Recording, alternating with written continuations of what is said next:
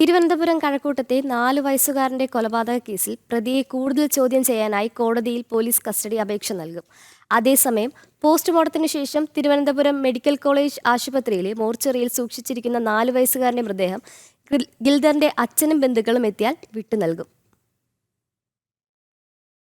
തിരുവനന്തപുരം കഴക്കൂട്ടത്തെ 4 വയസ്സുകാരന്റെ കൊലപാതകത്തിൽ റിമാൻഡിലുള്ള പ്രതി ഡി യാസിൻ ഖാദിരിയെ വിശദമായി ചോദ്യം ചെയ്യുന്നതിനുള്ള കസ്റ്റഡി അപേക്ഷ കഴക്കൂട്ടം പോലീസ് ആറ്റിങ്ങൽ കോടതിയിൽ സമർപ്പിക്കും. കൊലപാതകത്തിലേക്ക് നയിച്ച കാരണങ്ങളിലെ കൂടുതൽ വ്യക്തതയ്ക്കായും കൊലപാതകത്തിൽ അമ്മയ്ക്ക് പങ്കുണ്ടോ എന്നിവയിലടക്കം പ്രതിയിൽ നിന്ന് വിവരങ്ങൾ ചോദിച്ചറിയാനാണ് കസ്റ്റഡിയിലെടുക്കുന്നത്. കൊലപാതക ദിവസം നടന്ന സംഭവങ്ങളെക്കുറിച്ചും പ്രതിയിൽ നിന്ന് കൂടുതൽ വിശദാംശങ്ങൾ ചോദിച്ചറിയേണ്ടതുണ്ട്. അമ്മയോട് തോന്നിയ വൈരാഗ്യത്തിലാണ് കൊലപാതകമെന്ന പ്രതിയുടെ മൊഴി ഉണ്ടെങ്കിലും കൊലപാതകത്തിലേക്ക് നയിച്ച കാരണങ്ങളെക്കുറിച്ചുള്ള വിശദാംശങ്ങൾ ഇനിയും പുറത്തുവരേണ്ടതുണ്ട്. കഴക്കൂട്ടം പോലീസിന്റെ പ്രാഥമിക അന്വേഷണത്തിൽ ഗിൽദറിന്റെ മരണം കൊലപാതകമെന്ന് കണ്ടെത്തിയിരുന്നു. ഈ കണ്ടെത്തലിന് ആക്കം കൂട്ടുന്ന തെളിവുകളാണ് പോസ്റ്റ്മോർട്ടം റിപ്പോർട്ടിൽ നിന്ന് ലഭിച്ചത്.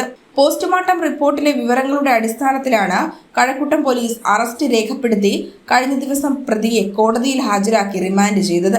അതേസമയം പോസ്റ്റ്മോർട്ടത്തിന് ശേഷം തിരുവനന്തപുരം മെഡിക്കൽ കോളേജ് ആശുപത്രിയിൽ സൂക്ഷിച്ചിരിക്കുന്ന കുട്ടിയുടെ മൃതദേഹം പിതാവും ബന്ധുക്കളും എത്തിയാൽ വിട്ടുനൽകും.